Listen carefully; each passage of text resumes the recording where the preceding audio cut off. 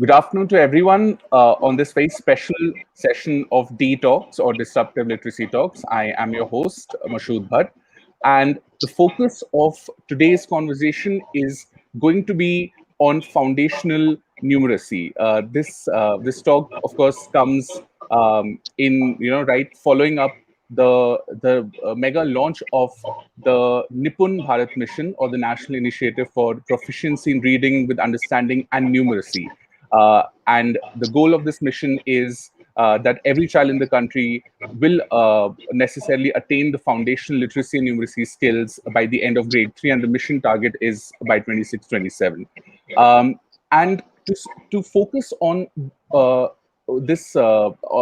specific idea of how we can ensure that numeracy, how on a large scale, children across all grades, children across the country are able to develop numeracy skills, and not just at the foundational level but also beyond that, and how we can conceptualize numeracy, what are the opportunities and challenges when it comes to teacher capacity building in numeracy. To discuss on some of these issues, we have a very special guest. She is the founding team member and academic lead at the Teacher app. And she has also led the curriculum development and training for curry makers, and has also been a teacher before leading these interventions as well. So it is our absolute privilege to have Ms. Sarita Sharma. Sarita, thank you so much for finding time to join us here at Detox. Thank you, Masood. Thank you. And thank you, Global Teams, for having me here. It is an exciting platform that you're creating where you're building these kind of interactions for the larger audience. So happy to be here and contributing from my experiences, however little and sort of small they are. Thank you, and we're really looking forward to have your thoughts, especially with the launch of this national mission on foundational literacy and numeracy. To all our audience members who are joining us live, we would like to mention that the topic for today's discussion is foundational numeracy, building pedagogical content knowledge of teachers at scale. And of course, when we talk about challenges in education, everything in India has such, everything is at a very massive scale. And the country has such a big diversity of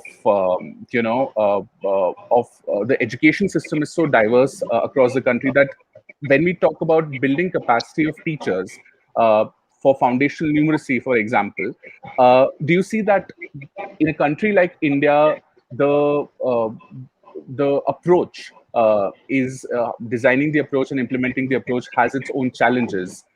So would you like to share some of the challenges which, as an educator, you would face building capacity building initiatives on a large scale?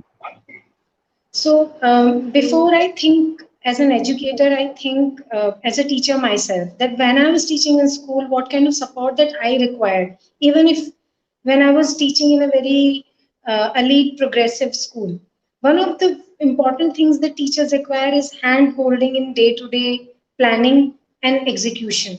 And also they require mentors to observe their classrooms and also help them reflect where they're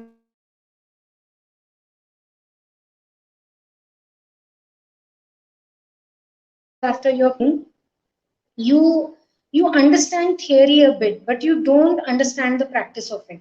And when your theory and practice both merge into a good praxis, only then you become a good and great teacher.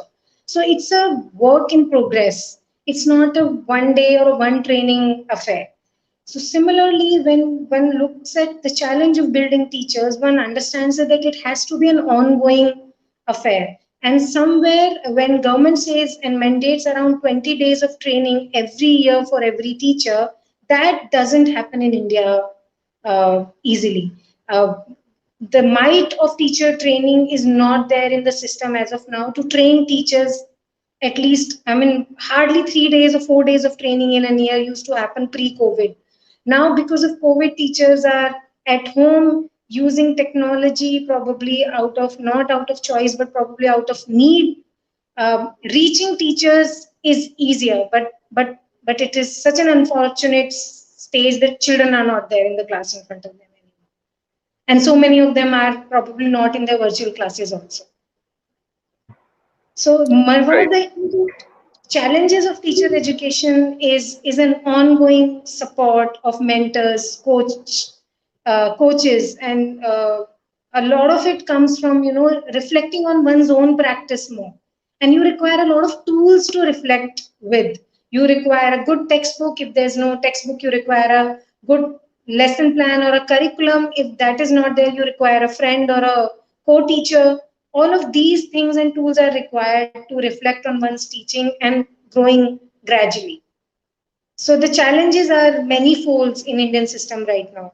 We do have a set of textbooks, but they require updation every probably 10 years, and that hasn't happened so far after 2005 drive of National Curriculum Framework and the textbook writing process. And so those books are good, but implementing those books in classrooms according to children's context is something that teachers require a lot of hand holding for.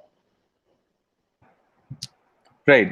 These are some important challenges that you have mentioned here, Sarita. And I think one important point which you mentioned was also about, that's this importance of having continuous support, coaching, or that peer support is extremely important to have that feedback for continuous professional development. When we look specifically at foundational numeracy, and the capacity building of teachers, of primary school teachers, especially in math. Do you feel that the capacity building needs of math teachers at the primary grade is kind of in somewhat different from the capacity building needs as compared to other subjects? Um, I feel the challenges are similar in all subjects because in early grades, what happens is usually the system and teachers feel that they know the content well. But when you think about teaching, the teaching is a good amalgamation of a lot of decisions that teacher takes according to the child's context, according to the child's age, according to the child's ability that he or she has developed so far, subject matter knowledge, and how it plays out age-wise when children acquire those concepts. So a lot of research on conceptual acquisition that is available now in the education sector is not reaching teachers directly. So in the absence of that, a lot of teachers feel that I know. For example, one understands that one knows the counting as a teacher. What one may not know is what all skills are required when a child counts. So for instance, before the child learns to count, the child needs to know the order or the sequence of number names of one's own culture. For instance, Indian number names, Hindi number names, as compared to how the child acquires English number names or Chinese number names. They have their own complexity or ease, the way they are being developed in our language system. Another is that one needs to understand sorting, matching, coloring, all sorts of pre-number concepts before children begin to learn the counting. They need to learn or master the skill of one-to-one correspondence for them to then tag one object that they're counting with one number name. And once they do that, only then gradually they develop the ability to understand the class inclusion, that 4 means 3 or 4 includes 3 and plus 1. 5 includes 4 and plus 1. So that's how the seriation is in number names. And with that, they have to have multiple opportunities of looking at 4 objects in their everyday life. And once they do that, then they abstract the numberness of 4. And that numberness is important for building numeracy in children. That ness or the quantity of what that number name and number symbol represents. So number name and numbers or symbols itself are abstract for children. What is concrete is the things that they represent in their real life. So that representation or concrete exposure of those numbers are essential to build numeracy. And when we are talking about foundational numeracy, we should not forget that it's not only about numbers. One has to define numeracy a little deeply. that it is about other conceptual areas of mathematics in early grades as well.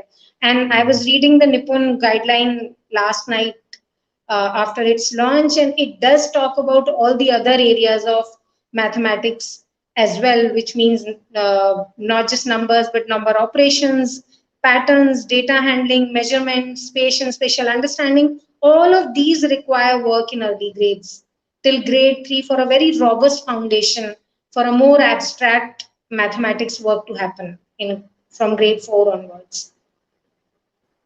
Right. Thank you for sharing your perspectives. And like you mentioned, math has like that important element of abstraction and getting that number sense, which really helps a child to look at the world around her in a completely different way as well, and be functional and do well. Um, you talked about the mission as well, the Nippon Bharat mission. So this is, I think, like we are having this kind of a mission after a long time. So, for example, when we look at a mission like Swachh Bharat, right, which has like a lot of fervor and everyone, it is kind of relatable, and then everyone gets together. Do you feel that what would be the role of the general public and the general the community, and not just talking about teachers and the people who are mainstream in the education system, but what would be the as role of the general public in making this mission successful, especially in terms of foundational numeracy, and why I'm also with the qualifier that is foundational numeracy something, how do we get a lot of people to associate or relate with it to make it successful? See, as an educator, I understand that learning, the base of learning is socio-emotional development of children, their safety, their sociological environment or milieu. And we know that COVID has distressed communities and families at a very large scale in India. We don't know what children are going through at this point in time. Many families have lost their loved ones. And so, keeping all of that in mind, it is essential for families to create support for each other, especially parents to create support for each other and create support for children. The children who have lost their parents, uh, I would sort of invoke the empathy of the neighborhoods, of relatives, to really take care of the social emotional well-being of these children at this point in time. Once that is taken care of, uh, and the aspect of malnourishment, hunger, uh, poverty, all of this is taken care of, then one talks about learning. I mean, that's like the essential for me as an educator. Having said that, when one is launching this mission, while different government and non-government agencies are trying to do their bit to restore that, it is essential for families and communities to value numeracy, which means that they need to understand the importance it has in children or in any citizen's life. Time and again, the research proves that having foundational numeracy or having numerical proficiencies in life has a better impact on one's economic wealth or has better impact on a person's participation in a democracy as an aware citizen. For instance, an example of understanding statistical data has such a direct impact on how we understand our economy, how we understand our well-being, banking system, all of that. Even asserting for one's own rights, one requires mathematics for that.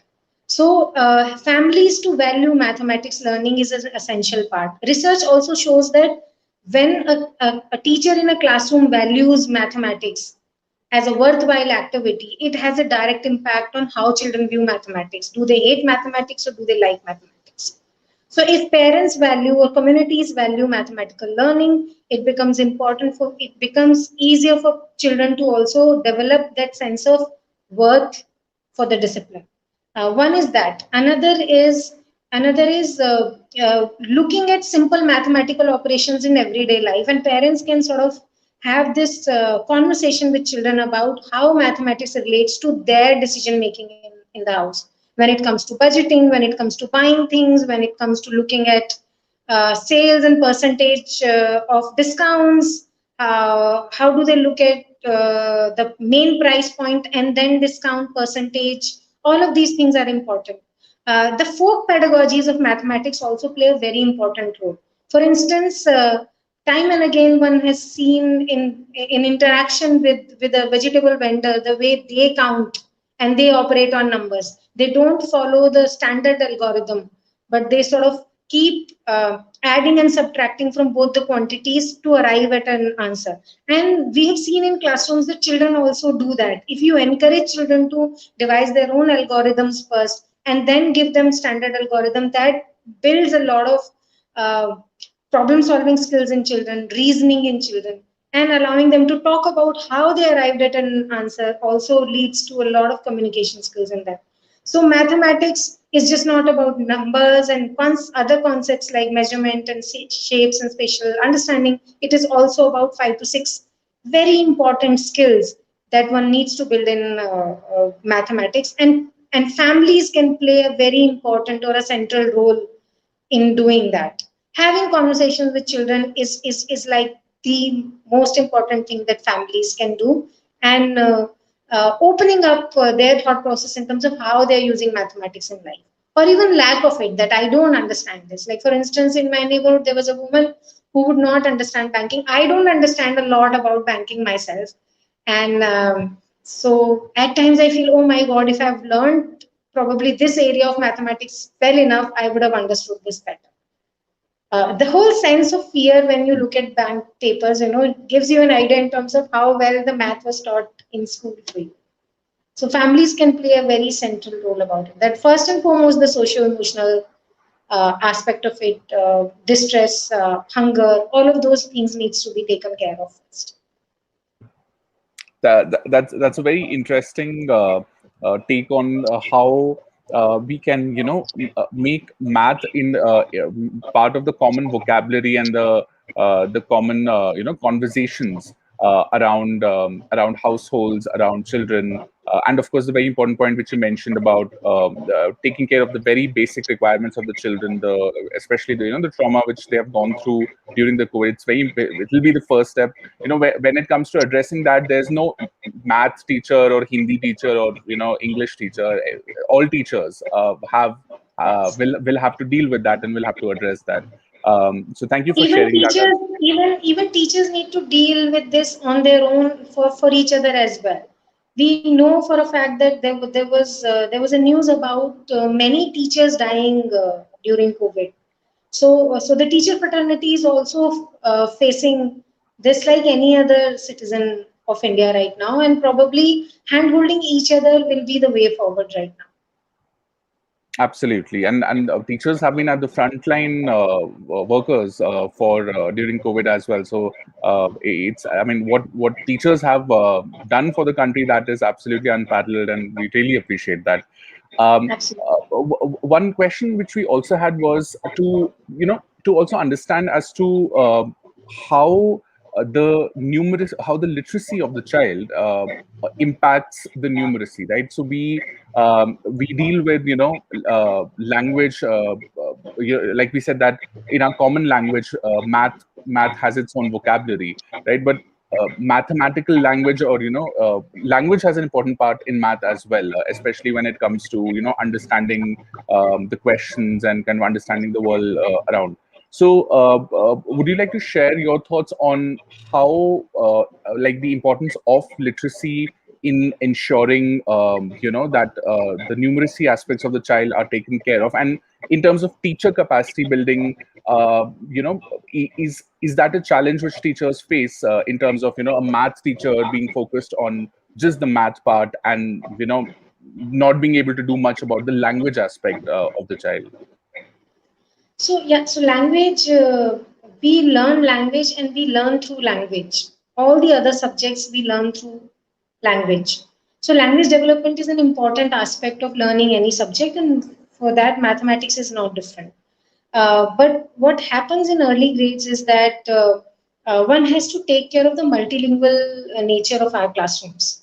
Children are coming from various linguistic backgrounds in schools, and their home language is very different from the language that we teach in classrooms and the language in which we teach different subjects.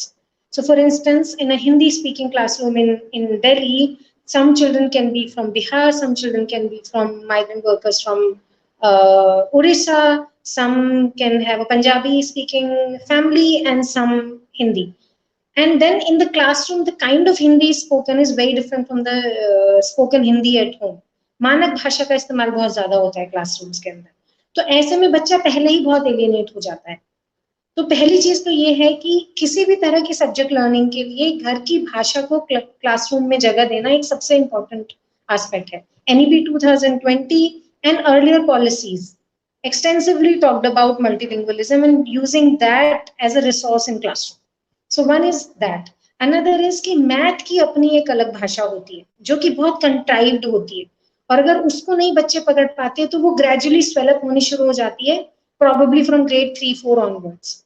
और शुरुआती समय पर, जैसे for instance example एक मैं आपसे कहूँ कि 2 + 3 कितना हुआ, तो बच्चे शायद घबराएंगे. लेकिन अगर मैं उनसे ये कहूँ कि मेरे पास 2 चीजें थी, मैंने 3 चीजें और उसमें रख दी उसी समूह में, तो अब मेरे पास कितनी चीजें हो गई, कुल मिलाकर कितनी चीजें हो गई.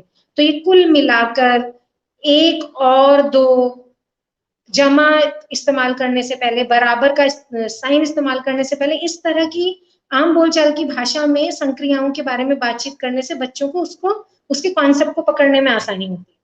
तो मैथमेटिक्स की लैंग्वेज डेवलप करने के लिए एक प्रक्रिया है जिसका इस्तेमाल करते हैं, जो कौशल में भी बदलता है बाद में गणित में. वो है संप्रेषण का कौशल, यानी कि बातचीत का कौशल, कम्युनिकेशन, मैथमेटिकल कम्युनिकेशन. सो वो कब डेवलप होगा? पहले तो आप बच्चों को जब कक्षा में बात करने देंगे और खुद भी उनकी आम बोलचाल की भाषा का इस्तेमाल करते हुए बातचीत करेंगे, और अगर आपको नहीं आती है उनको करने देंगे और साथियों से उनकी मदद करने देंगे. तो ये इस तरह की जो प्रक्रियाएं हैं जो कि मल्टीलिंगुअल टीचिंग का हिस्सा होती हैं, वो मैथमेटिक्स में भी बहुत ज्यादा काम आती है. लेकिन as a principal one has to always realise that create space for children's home language in the classroom, create stories, poems, and different context for mathematical problems and situations in their language, in day-to-day conversational language. Allow them to speak about what had happened in a process of solving a problem, and gradually help them reach a more mathematical language is what will help the teachers more. I see this like a lacuna in a lot of videos that I see that are created for teacher capacity building, is that they don't talk about these kind of nuances in language that one needs to keep in mind when one is looking at teacher capacity, or one is looking at teaching primary or early grade children. Essential is that letting them talk. So there are good books on mathematical talk also, in which how do you plan your questions for mathematical talk.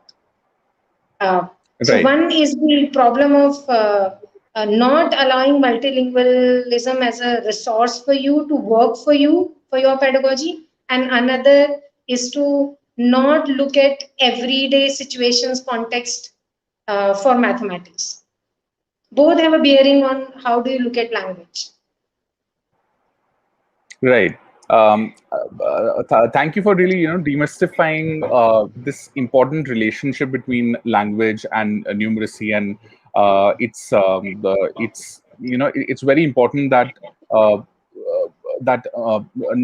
not just math teachers but also policy makers and everyone who is part of this new mission sorry new mission are able to understand the intricate and integrated nature of literacy and numeracy that go together.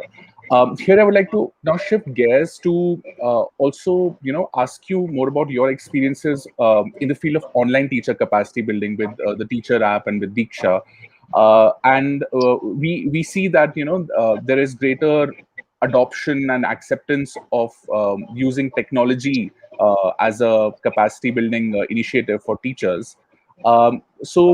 In your experience, in your assessment of working closely on a very large scale on online teacher capacity building, what do you feel are the opportunities that technology has given for online teacher capacity building, and what are the things that have worked well when it comes to online teacher capacity building? I think one thing that has created a lot of opportunity in this field is teachers having smartphones and they using data as compared to the earlier data. Uh, Currently, almost all teachers now have a smartphone and they use WhatsApp and they use data for their day-to-day affairs. So that created an opportunity for us that we did not think about a solution that would work on only on laptops. We thought of something that could be uh, accessible on their smartphones. So huge possibility of reaching or making your solution reach teachers faster is there. One of the things that have worked for us is actually understanding this whole format as a sweet spot, which means that we thought about technology that it has to be very light on data, that if you create videos that will be very heavy on teachers data and probably they might not use it, and buffering is a problem, and regular and high speed internet is still a huge problem in India, especially in remote areas, and at times you face it in Delhi as well. One is that you keep it very simple and you keep it light on data. So all our courses were not more than 50 MBs. They were that light on data. The other thing was portability. That we created this content for our teacher app, but when we thought that more traction is there towards Diksha, we were committed to mirror our podcast toolkits as well as courses on Diksha. So this was not a problem. The portability was very easy. The other thing is highly interactive. So it cannot be a one-way affair that you're sort of giving some kind of a sermonized knowledge to teacher that do this and do that, and teachers are sitting and listening to that. They are not going to learn from that. One has to look at the adult learning principles, that they're coming from such rich background and experiences that you have to have a conversational tone with them and suggest your solutions as one of the options that they can try in their classrooms and see the results. And if it works, then you adopt that. Otherwise, you discard that. So you have to respect the intellect of an adult and of your children also in your classroom. So keeping that has worked for us in terms of technology. Our courses are highly interactive, which means that they keep pausing teachers for reflections, for entering their thought process in terms of what will work in this kind of a situation, what did teachers think, classroom scenarios, case studies, using even data works well for adults. So all the learning principles that you want teachers to apply in classrooms, we were applying it for our adult learners.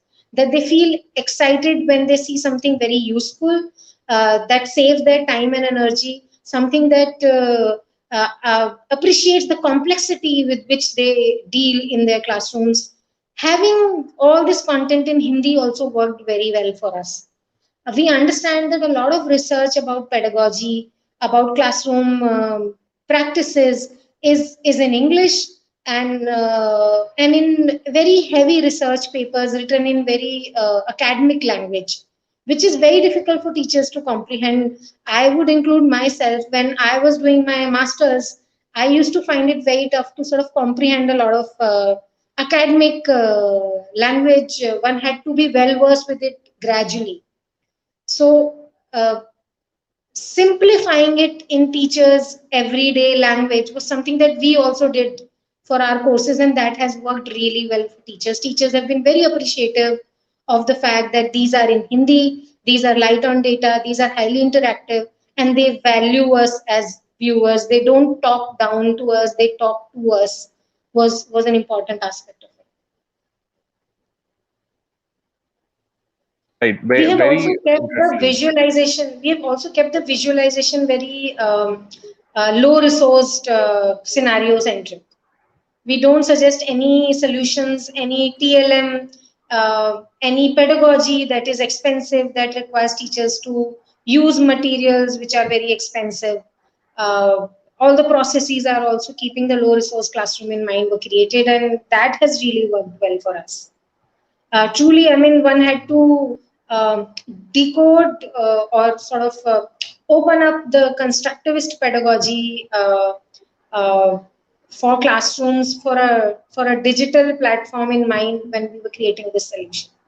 that what it means for us to create a very constructivist experience for teachers. So, for instance, one example is this, that most of the courses are generally uh, kept, in locked doors. That if you do this, then the next step will open up in a lot of e-learning scenarios or solutions. We kept everything open. You come and go anytime you want. You finish it up whenever you have time. You uh, use any part of the product, either a course or a podcast or toolkit, go midway, do anything about it. But when you complete that, you then complete an assessment that is also helps you learn better. If you take around 60%, obtain 60% success in that, only then you then you generate a certificate. So, but most of it was the user's choice was free, and that became a constructivist notion for us, that if we allow the users to pick and choose what they want to learn, how they want to learn, when they want to learn, in how much time they want to learn, probably all of that will gradually build a behavior of learning, and also respect their choice and respect their restriction of time. Right. Some of these Uh, things have worked well for us, to come to your question. right. Right. Thank you for sharing these learnings, and it's also very interesting. Like one big opportunity which online teacher capacity building, as you were saying in one of our conversations, was about this ability to on scale deliver high quality undiluted content directly to the children, not going through a cascade model, and going directly as well. Does that process also help the content creators to get more direct feedback from teachers and maybe improve the content and the platform continuously as well, as compared to what a cascade model would have given? Yes, so I will sort of just give two clarifications here. One is that our content is not student facing. So when I say that this kind of a content solves the problem of cascade loss, I meant it only for teachers more. For instance, in our system so far, most of the trainings used to happen, which were planned at the central level or in the state SCRTs. Master trainers are trained and then they go through different districts, blocks, and teachers. Now, in that process, at times it depends on the ability of the resource people. And some kind of a dilution might occur in this, and a lot of loss of what the training was thought for can be diluted. Not to say that only a state can think in a most undiluted manner, and decentralized is always diluted. That's not my point. But whatever is planned for a state to really achieve in a training scenario, this kind of a Chinese whisper can happen. So if an online solution is there, it can at least freeze that loss. So what happens in this kind of a scenario is that resource person can now have more time to not mug up or think about this main content, but the facilitation of that. How do you group teachers? How do you help teachers? His or her intellectual capacity is now available more for the facilitative and being like a mentor and a coach more. One is that. Another is that if we look at all the other non-government sector scenario for training as well, a lot of times a lot of NGOs don't find academic people or teacher educators to hire for teacher capacity building. Uh, and for them to build their own conceptual clarity about teacher education and a lot of concepts of teaching, this kind of a tool also works wonders. So I have seen a lot of people have also appreciating this, that a lot of NGOs started using our content and they started embedding that in their training programs during the first and second wave of COVID. Especially in the first wave itself, many organizations use this content for their teacher training or teacher capacity building programs. Some of the states who we were not working directly picked up this content on their own and they started training teachers using this content. So this is the opportunity for a good online content. Another clarification I want to make is that I find it little difficult to talk about this kind of thing that teacher app has did as only content, because it's not just content, it's a learning experience, it's a training. So what one has designed this as 1 hour experience is to look at all the principles of adult learning and teacher capacity building and training, good training in mind. And then they have created, it's not a mere content that you find in a research paper or you find it in a chapter in a book. So, for instance, the very first Hmm. course that we created on photosynthesis had actually the process of wondering like a scientist and wondering about how plants make their own food. And we kept asking those questions to the users and then kept giving them historical information about how human beings, how we as a civilization arrived at uh, arrived at those discoveries. And then we created that in that kind of fascinating manner so that teachers develop a wonder for scientific inquiry. They learn through the inquiry based approach and probably use that in classroom in the same manner. And obviously those questions could directly be used in a middle grade by the teachers. So first they need to taste what it means to learn in a progressive manner before they sort of feel that this is the right way to teach and this is the right way to Hmm. learn, and probably add to their own successful pedagogies. I mean, I'm nobody to say that their pedagogies are not working. Probably many of their pedagogical practices are wonderful, and we need to hear from them and add them to our learning experiences. So True. these were the two clarifications I wanted to make in this. Uh, Right. Uh, Another question, which I also had, was to do with what would be some of the things in online teacher capacity building that we are still trying to figure out, that we are learning from, that need to be worked on better, in terms of, when we are talking about the goals that we have set out ourselves in teacher capacity building. So would you like to share some experiences there as well? And yes. So maybe, yeah. Hmm. yeah, so our solution was more about building teachers' conceptual and pedagogical content knowledge, because in different kinds of research and different organizations working in teacher capacity building, including Center, or there was a research done by Jharkhand government about assessing teachers' conceptual knowledge, and they found it uh, that it requires a lot of support. So our solution was around that. But when it comes to actually using ICT or online teacher training uh, content for teachers or tools for teachers, a very important aspect is making these teachers users of technology in classroom rather than just the consumers.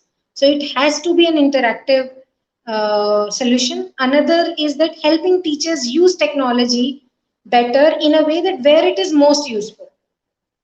So an example of it is this: that when the first wave had hit us, we were thinking that what kind of a solution that can be provided to teachers that can reach the student in a way that students don't require technology much, and the screen time should be reduced, and the expectation to use data should be minimal. And keeping that in mind, we created around 10 to 12 projects that students can do at home using the resources of their family and community during a lockdown period. And smartphone was used only to send their work across to teachers, and getting the instruction on the WhatsApp or in a text message, because we realize that a lot of students don't have smartphone. One of the parent have a smartphone and that parent has to go out and earn. So one has to work area a lot more, because that population is huge, which is marginalized when it comes to using technology. So having solutions or thinking about solutions to reach the last mile is one thing that is pretty unexplored area as of now. Everybody is excited about the numbers they can get with this non-marginalized community, but think about the marginalized as well. One area for me, one area that excites me about working and thinking about this problem is this. Another is that one is the conceptual clarity of teachers that needs to be built, and probably online solutions can help in that. But teacher capacity building can be done through various other means, looking at different kinds of lesson plans, looking at meeting different kinds of teachers in a network, and probably meeting teachers of different cultural backgrounds, different linguistic backgrounds, what kind of problems they face, what kind of solutions they apply in their classrooms. Knowing and learning from each other is another huge area that technology probably can solve. One important aspect that can be worked upon is to look at evidence-based solutions. So a lot of times teacher training is all about this should be done, that should be done, that should and must become so heavy for teachers to use in their classroom. Can only the research-based solutions be provided? That in this area, this was the problem, this is what the teachers worked on, this is how it worked, this was the percentage of impact it had on learning. Do you want to try that? Somewhere I feel that adults would sort of learn better if it is more research based. Um, Whatever is there in terms of working in the teacher capacity building in face to face situations is something one has to understand that okay, face to face works in these areas, and probably uh, technology can help in these areas which cannot be sorted with a face to face interaction, or there is a problem that we can't meet teachers face to face on a regular basis, and let technology solve that. Right now probably the technology is trying to solve everything that also works in a face to face better, Hmm. Right. is somewhere I feel is a miss in this situation. Right. That's a very interesting take on online teacher capacity building. And speaking of research, evidence-based decisions when it comes to teacher capacity building, it's something which we here at Detox also have seen that we are also trying to focus more on evidence-based methods that work, and also not impose it on the teachers, but let them try it out on their own, collect their own data as well. So here, I would like to also invite the convener of Detox here, Dr. Sunita Gandhi, who herself has almost all her life focused as a scientist on evidence-based research as well. So I'm sure she has some comments and perspectives as well to share. Yeah. I'd just like to say it's been absolutely tremendous hearing Sarita ji. It's like music to the ears, especially when you talk about evidence-based learning, because that brings with it a lot of experience of other people who have tested and tried ideas, and they're not just based on our hunches of what works and doesn't work. Because we can be wrong in our hunches. We may think this is the right way to teach children, or motivate children, or reduce fear in the hearts of children about mathematics. Um, but there are people who have tried it out also all over the world, and they've fine-tuned their approaches, and they've done control groups and treatment groups, and they've done so much of effort in determining what works and doesn't work. Of course, we don't have to take everybody's word for it. Um, but if, and this is where I'd love to have your view, Sadhji, but if we had every teacher become like a researcher herself. So, she may take ideas from what has already been tried elsewhere and has shown to be effective. I'm sorry, there's some background noise here.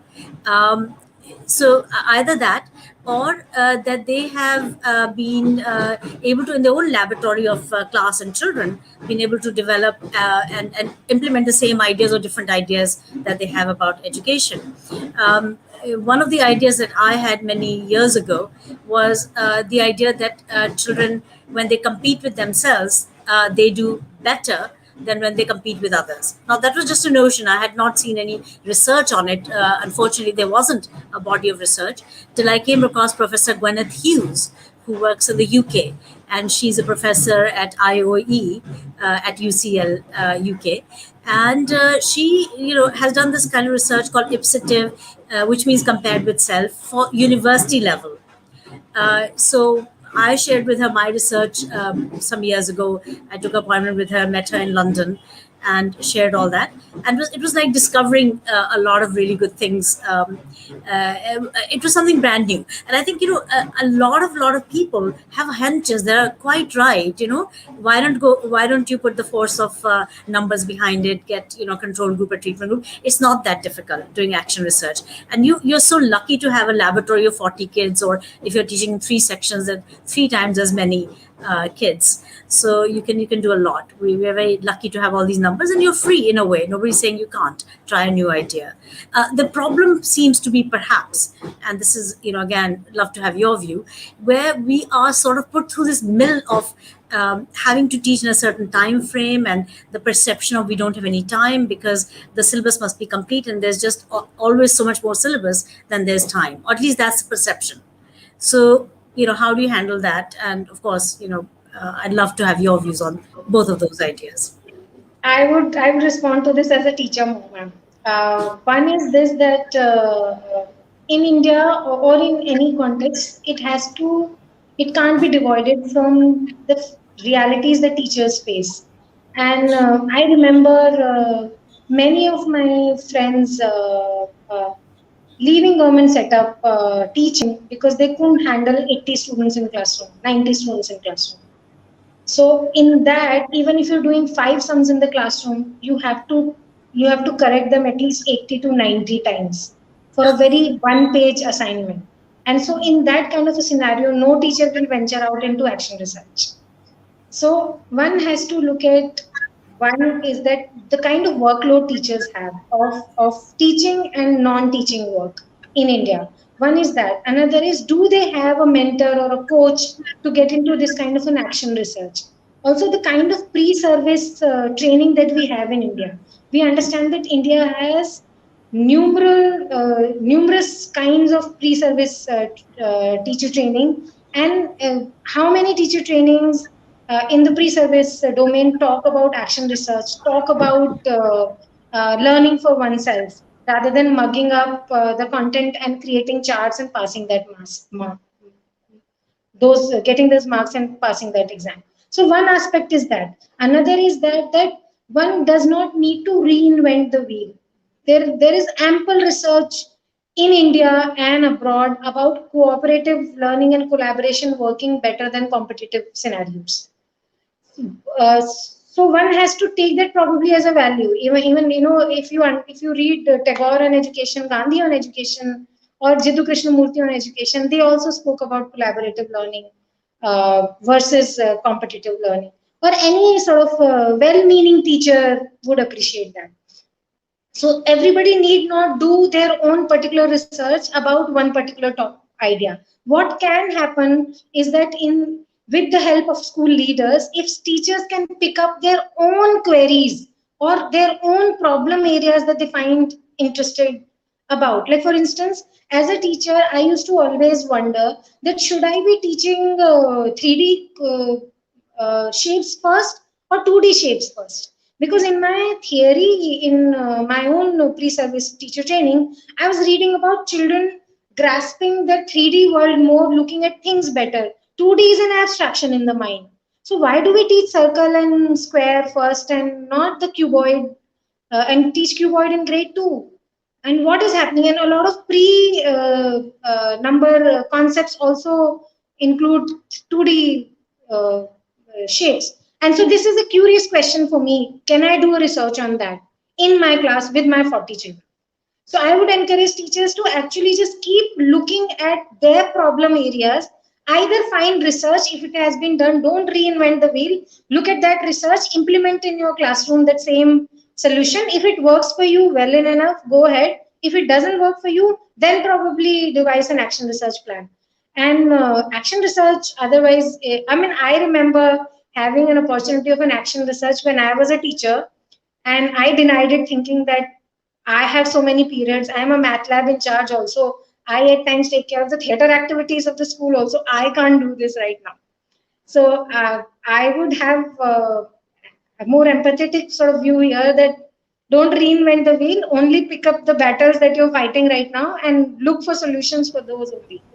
To sort of inform our viewers right now that the teacher app has created and made it available at least 50 courses on foundational numeracy, first language pedagogy, and generic pedagogic principles on Diksha. If you go to Diksha, search the teacher app, mathematics, you will see all that content.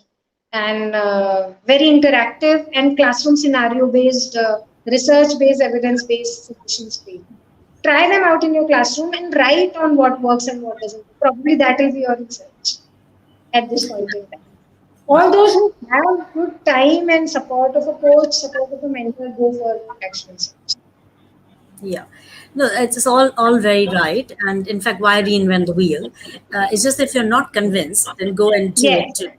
Uh, yes. but convince yourself, because by implementing change, you will learn a lot of things. So whether it's tried out before, and that of course is why reinvent the wheel. But What there are your suggestions actually are in the domain of also motivating and finding your own purpose. So you very beautifully said that convince yourself. Until unless you are convinced, you don't have a purpose to teach. right, right. And here, belief systems really, I think, challenge us, because people tend to be believing in certain ways of teaching, or let's say practices have been there forever and ever, and they feel that's the only way to teach.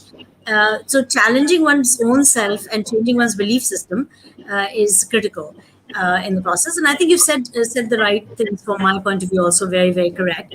When we talk about cooperative learning, that's one thing for sure. Group work, paired work, all that seems to work very well. There's some evidence for that, but also with the idea that you're competing with yourself, there the research is not there much. We're talking about, when we're talking about like John Hattie's list, you must have come across Professor Hattie's work, 252 influences. And it doesn't talk about competing with self, because that is something not researched as much, because it is assumed perhaps that the old ways of putting children together in a class construct with a teacher at the head and 30, 40, 80 children in front, we're kind of having to live with that. And and the report cards have to be same traditional, with the marks out of 10 or 20 or 100. And so invariably that's competition with others. And how do you go about having children compete with themselves has not been researched as much, really. Unless you've come across some research, I'd love to see. And Anyway, so that aside, the issue of motivating next action, you've got this app, you've developed an app, which I'll definitely look into now. um, and I hope that this will solve all the issues. But do you think that app is enough, or there are certain other things that teachers need to do in order to bring about dramatic change? And we're also talking about change for the underprivileged children, not just for the children in our nice, lovely schools that we've got, which are also lovely and important to take care of. So yeah, I think one of the very important aspect to understand about technology-based solutions is to see them existing in the realm of access mode, uh, and then building conceptual and pedagogical clarity, or finding different kinds of solutions more.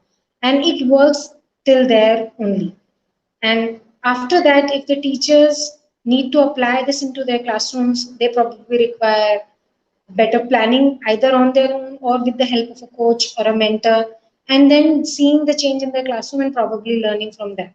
So the teacher change journey sort of does not end with a technology based solution, is what our belief has been. But we realized that when we were creating this learning experiences for teachers in the form of short modular trainings for teachers, we were realizing that this kind of a research and this kind of a pedagogical ideas are not available to teachers because they they don't read as much as they should be reading, or they should not have the access or the time to read from probably the research papers as well as from very academic writing. It's not accessible to them.